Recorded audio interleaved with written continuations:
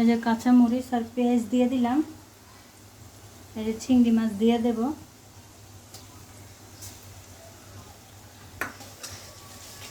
কাঁকরোল ভাজি করব। এই যে হলুদের গুঁড়া দিয়ে দিলাম, লবণ দিয়ে দিলাম স্বাদ মতো।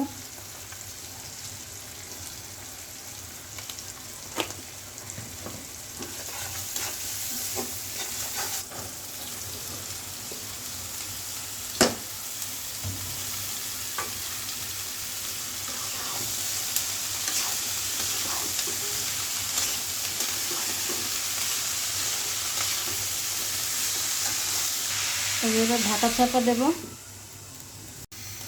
এই যে হয়ে গেছে, ভাজিটা নামিয়ে ফেলবো।